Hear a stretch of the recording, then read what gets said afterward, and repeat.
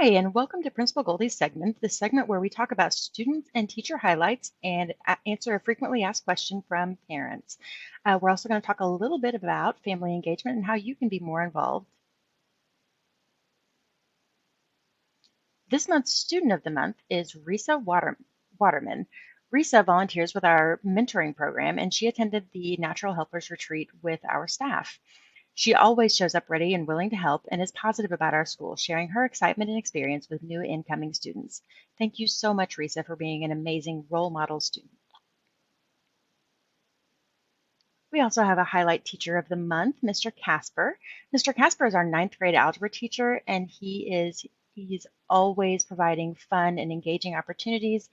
And he also is beloved by our parents. One parent reported that Mr. Casper even calls just to check in on my child when he's making an A. He just wants to make sure everything's going okay. I appreciate knowing that the staff cares so much. Thank you very much, Mr. Casper, for everything that you do for our students. We appreciate you. We also want to take a moment to talk about testing this month because next month we have some in-person testing, and then again in the spring we'll have some more in-person testing. And families often ask, is my student required to test in person? And the answer is probably yes. So during the fall is when sophomores have to take the PSAT. And the PSAT helps us to know where your student is going to be in the junior year when they take the SAT test. These tests are mandated by the state of Indiana, so yes, your student is required, and they are also required to be in person. So sophomores on October 2nd, 3rd, and 4th, this is when the PSAT will be administered. If you haven't already had information given to you, if your student is a sophomore and you don't already have information about where your testing site is going to be, please feel free to reach out to your student's homeroom teacher, and they should be able to point you in the right direction. In the spring, in March, the juniors will be testing the SAT. That's March 3rd, 4th, and 5th. And again, these tests are required by the state of Indiana. So if you have a junior at HCCA, you are required to test in person on March 3rd, 4th, or 5th.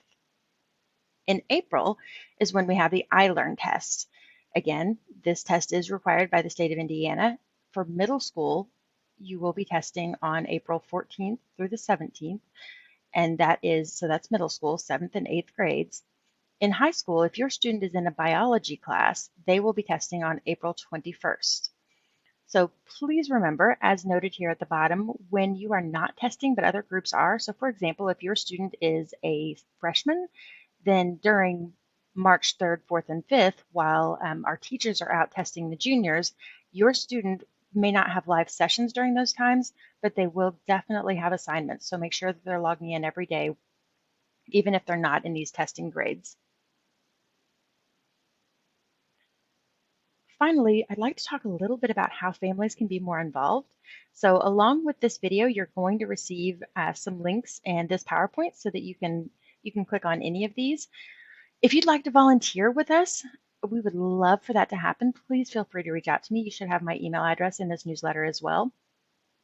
For Career Day, we are asking parents, if you have an interesting career that you'd like to share with our student population, we'd love to hear from you. Just fill out this form and we will get in touch with you about the details for Career Day. Same for Veterans Day. If in your family you have a veteran that you'd like to honor and recognize, we would love to honor and recognize them as well. So if you have one, please fill out this form and let us know so that we can do our part to help honor and recognize them. Also, if you haven't already done so, HCCA does this resources and barriers survey, and this allows us to know what resources and barriers our families are experiencing. So if you haven't already done so, please take a moment to fill out this survey. And that concludes Principal Goldie's segment. I appreciate your time, and thank you so much for entrusting us with the partnership of educating your children.